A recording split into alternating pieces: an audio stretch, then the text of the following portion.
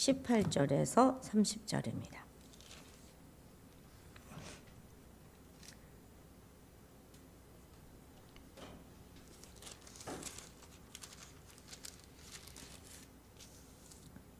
요한복음 13장 18절에서 30절까지 한 목소리로 읽겠습니다.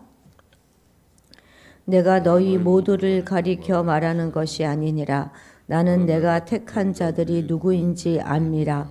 그러나 내 떡을 먹는 자가 내게 발꿈치를 들었다 한 성경을 응하게 하려는 것이니라.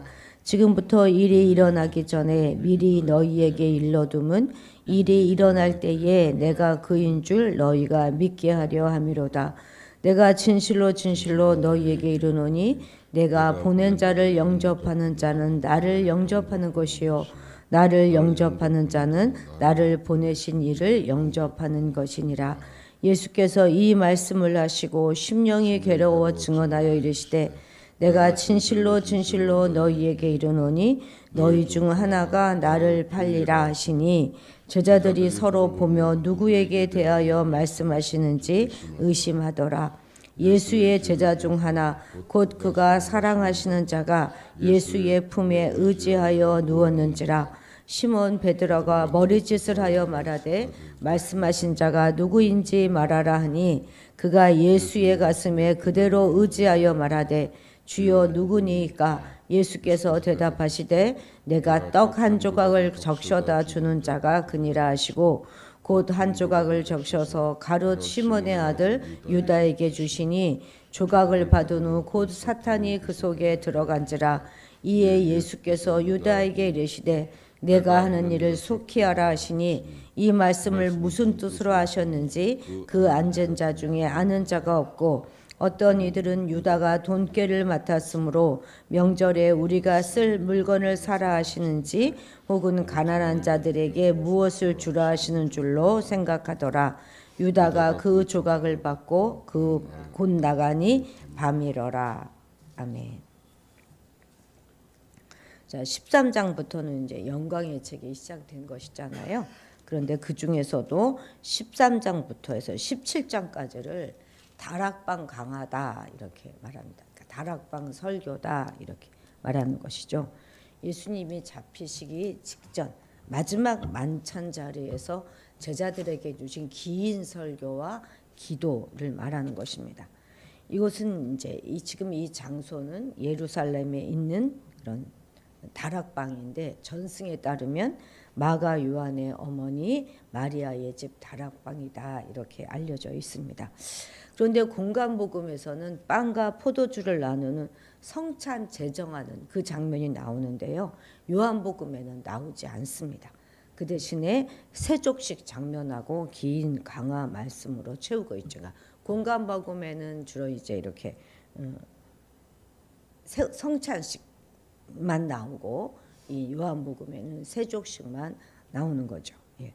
공간복음이 마지막 만찬에서 성찬식이라고 하는 의식을 세우는 데 집중했다면 요한복음은 이 다락방 강화를 통해서 예수님의 내면적인 가르침과 성령에 대한 신학을 아주 깊이 있게 전달해 주고 있습니다. 그래서 오늘날 이 부분이 오늘 이 다락방 강화 이 부분이 가장 감동적이고 영성 있는 부분이다 이렇게 꼽히기도 합니다.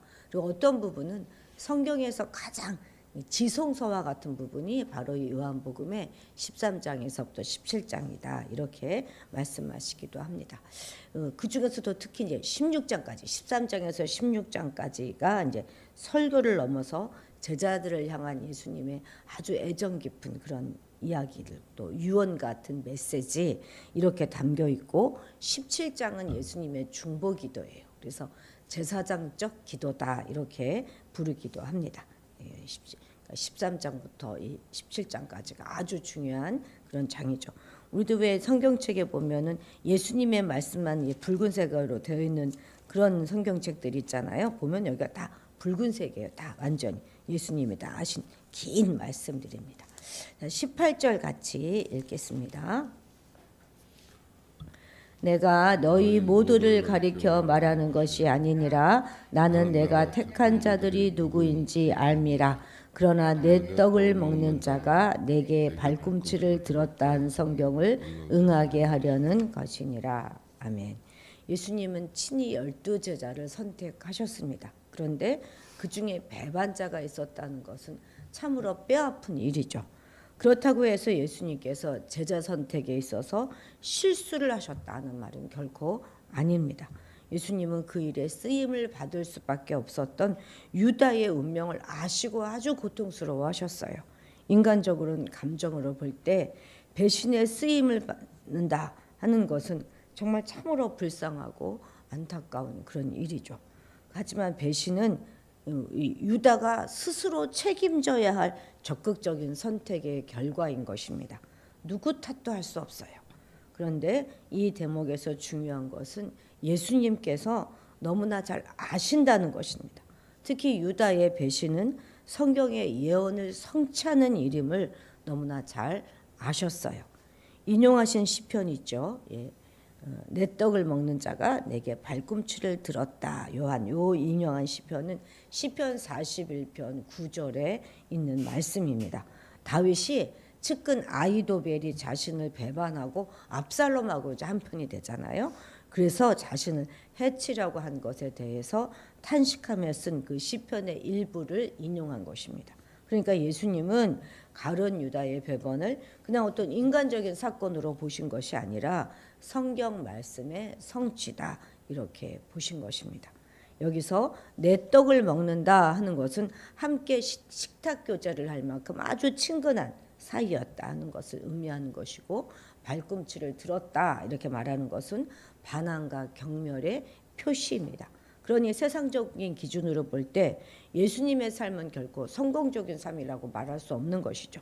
그분은 세상을 사는 동안에 가난하게 사셨고 또 많은 핍박과 멸시를 받으셨고 마침내는 치욕스러운 십자가의 죽음을 당하셔야만 했잖아요. 그것뿐만이 아니죠. 그렇지만 오늘날 그분을 아는 사람 중에 그분의 삶을 실패한 삶이다 이렇게 말하는 사람은 거의 없습니다. 모두가 그분의 삶은 성공적인 삶을 사셨다 하면서 추앙합니다. 예수님께도 마지막 임종시에 뭐라고 말씀하셨어요? 내가 다 이루었다 이렇게 말씀하시면서 승리를 높이 외치셨고, 이후에도 역사상 그분처럼 그렇게 많은 사람들의 경배를 받은 사람도 없지 않습니까? 이렇게 성공적인 삶을 사셨던 주님 삶 속에서 오직 그분만이 지니는 특징이 하나 있는데, 그것이 바로 전적으로 성경 말씀 위에서 이루어졌다는 바로 그 사실이에요. 한마디로 주님의 삶은 성경 말씀을 성취하는 그런 삶이었다는 것이죠. 주님의 삶은 출생부터 시작해서 마지막 십자가 죽음까지, 아니 그 위에 부활까지 모두 다 성경의 예언을 성취하는 그런 삶이었던 것입니다. 주님은 당신께 속한 자는 미움을 받는다 이렇게 말씀하셨어요. 그렇기 때문에 말씀대로 살다가 우리가 어려움을 겪는다면 이것은 결코 불행이나 실패가 아니라 주님처럼 성공적인 삶을 살다는 증거가 될 것입니다. 그래서 우리는 말씀대로 살기 때문에 고난과 시련을 당하게 되면 진정한 내가 성공과 영광의 길로 가고 있구나 이런 확신과 함께 더욱더 소망과 용기를 가지고 담대하게 믿음의 길을 갈 수 있어야 하겠습니다. 만약 오히려 세상에서 전혀 핍박도 없고 어떤 어려움도 없이 그냥 출세와 성공의 길을 계속 가고 있다, 그러면 그것이 오히려 불안한 일이 되는 것이겠죠. 자, 21절 같이 읽습니다. 예수께서 이 말씀을 하시고 심령이 괴로워 증언하여 이르시되 내가 진실로 진실로 너희에게 이르노니 너희 중 하나가 나를 팔리라 하시니, 이 말씀은 물론 가룟 유다의 배반을 예고하신 것으로 이런 예언을 이미 앞에서도 몇 차례 더 하셨죠. 그런데 이처럼 유다의 배반에 대하여 미리 말씀하신 이유가 뭐라는 것입니까? 당신이 바로 하나님이심을 그 제자들로 하여금 믿게 하려는 데 있었던 것입니다. 참으로 우리 주님은 당신의 제자들이 의심 없이 믿음을 갖기를 얼마나 원하시는지 우리는 알 수 있습니다. 마치 너희가 믿기만 한다면 내가 무엇이라도 할 수 있다, 뭐라도 보여줄 수 있다, 그런 모습 아닙니까? 참 우리가 믿음을 갖는 그거를 하나님, 우리 주님은 아주 기뻐하십니다. 그런데 세상 사람들은 주님께서 가룟 유다를 제자로 삼으신 것에 대하여 실패한 것이라고 빈정댑니다. 사람을 볼 줄 몰라서 배신할 자를 제자로 삼았다, 이렇게 말하는 거죠. 그러나 그렇지 않습니다. 반대로 주님은 가룟 유다를 너무나 잘 알고 계셨기에 그를 제자로 선택하신 것입니다. 그래서 누가복음에 보면요, 밤이 맞도록 기도하신 후에 12제자를 선택하십니다. 아무리 주님이시지만 그를 제자로 맞이하는 거 그렇게 쉬운 일은 아니었어요. 그런데 하나님의 명령에 순종하여서 그를 제자로 삼았던 것이죠. 그리고 긴 세월 동안 그와 함께 생활하시고 가르치셨고 마지막에는 그의 발까지 씻어주면서 최선을 다한 사랑을 베푸셨습니다. 그리고 진정으로 어느 순간에라도 그가 돌이켜서 그렇게 악한 도구로 그가 사용되지 않기를 바라셨어요.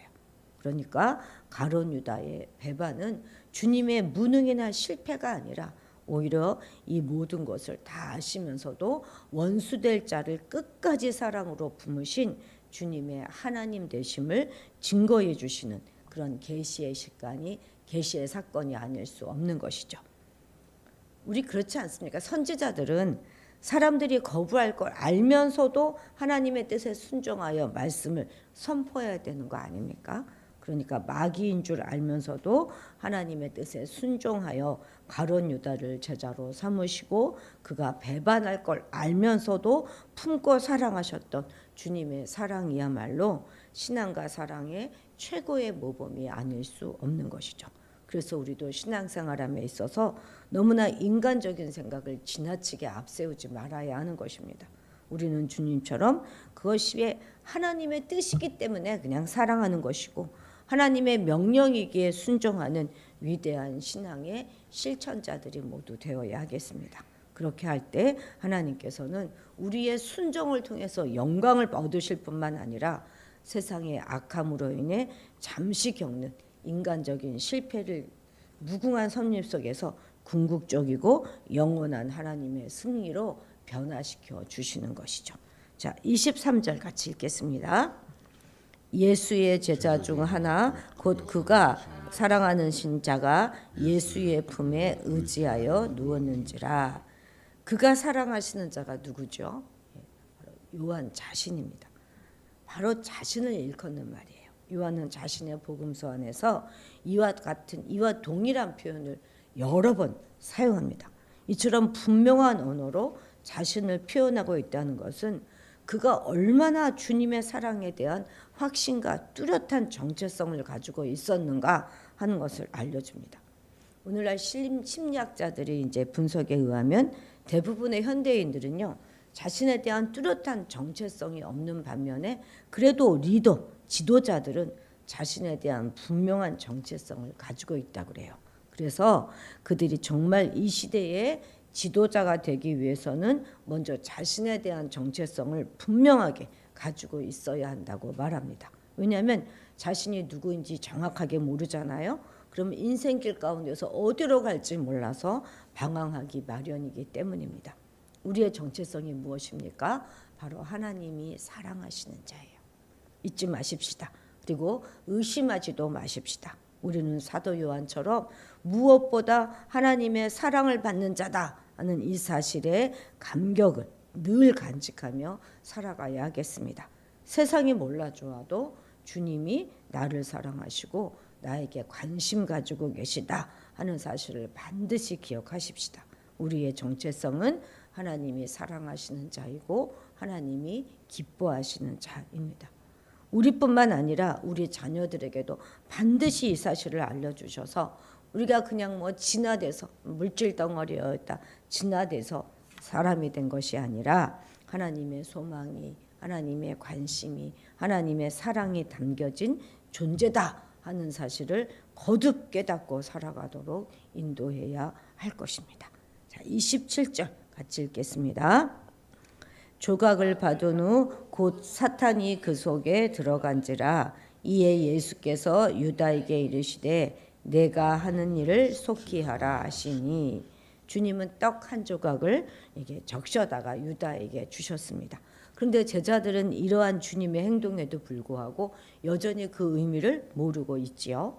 그런데 사실 식사 자리에서 이렇게 떡을 초에 찍어서 주는 것은 당시 중동 지방에서 주인이나 손님에게 하는 최고의 호의의 표시입니다. 즉 제자들은 주님께서 떡을 초에 찌고 가룟 유다에게 주셨을 때 이것을 그냥 자기들의 질문에 대한 답변으로 보지 않고 오히려 그에 대한 주님의 특별한 사랑의 표시로 보았던 것입니다. 그리고 또 실제로 그것은 가룟 유다에 대한 주님의 사랑의 표시기도 하였을 것입니다. 주님은 그가 가는 길을 다 아셨어요. 이제 이 시간 후면 영원히 돌아올 수 없는 멸망의 길로 가게 될 것이다 하는 사실을 누구보다 잘 알고 계셨기에 최대한의 사랑과 애정을 그에게 보이신 것입니다. 그렇습니다. 모든 것을 다 아신 주님은 유다에게 책망과 꾸중 대신에 오히려 더 큰 사랑을 보여주셨어요. 그에게 마지막 사랑을 베푸심으로 그 마지막까지도 회개할 기회를 그에게 주신 것입니다. 그런데 그렇게 주님이 사랑을 베푸시자 곧 사탄이 그 속에 들어갔다 이렇게 기록하고 있지 않습니까? 무슨 말입니까? 사단은 그동안 느슨하게 유다의 마음을 지배하고 있었는데 예수께서 최후의 애정의 표징으로 그에게 떡을 건네시자 사탄 역시도 이러한 주님의 사랑에 가룟 유다의 마음이 흔들리거나 빼앗기는 것을 막기 위해서 자기도 역시 신속하게 완전하게 행동을 취했다는 거예요. 우리는 이처럼 주님께서 친히 베푸신 그 거룩한 만찬장에도 사탄이 함께 있었다 하는 사실, 또한 이러한 사탄이 주님께서 사랑과 애정을 담아서 가룟 유다에게 떡을 건네는 그 순간, 그 결정적인 순간에 역시 결정적으로 행동을 취했다 하는 사실을 보면서 충격과 두려움을 가져야 하겠습니다. 여러분, 사단이 역사하지 않는 곳은 어느 곳에도 없습니다. 어느 곳에도 없어요. 우리는 사단이 가장 신속하고 강력하게 역사하는 그때가 바로 하나님의 사랑과 축복이 더 크게 임할 때다 하는 사실을 분명히 깨닫고 하나님의 축복이 가까울수록 더욱 깨어 근신하면서 사단의 관계를 물리치는 영적인 지혜자들이 모두 다 되어야 하겠습니다. 자, 30절도 읽어볼까요? 유다가 그 조각을 받고 곧 나가니 밤이 이러라. 아멘. 물론 이것은 그때가 시간적으로 밤이었기 때문에 요한이 이렇게 기록했을 거예요. 하지만 여기에는 보다 의미심장한 영적인 의미가 담겨져 있습니다. 가룟 유다는 주님의 말씀이 떨어지자 곧장 만찬석상을 빠져나왔습니다. 다른 사람은 다 몰랐다 하더라도 본인은 지금 주님께서 무슨 말씀을 하시는지 잘 알았을 것 아니겠습니까? 그리고 내심 와 살았다 이렇게 안도의 한숨을 내쉬었을 것입니다. 그렇지 않겠습니까? 자신의 음모가 탄로날까 봐 만찬이 진행되는 그 중간 도중에 숨도 제대로 쉬지 못했을 거예요. 하지만 그는 다른 제자들로부터 아무런 의심도 받지 않고 그 자리를 빠져나올 수 있었습니다. 그런데 자신은 안심하고 쾌재를 불렀을지 모르겠지만 곧 밤이 되었다는 거예요. 그래서 그는 어떻게 되었습니까? 진리와 사랑이셨던 빛이셨던 주님을 팔아넘긴 대가로 얻은 그 은 30을 가지고 자유를 만끽하면서 광명 가운데 남은 생애를 살았습니까? 그 은 30이요 한 푼도 써보지 못하고 자기 편이 되어주리라고 생각했던 자들의 싸늘한 냉대 속에서 죄책감과 절망감으로 비참하게 자살하고 말았지 않습니까? 그래서 우리는 하나님을 떠나서는 어떠한 자유도 생명도 없다는 사실을 결코 잊지 말아야 하는 것입니다.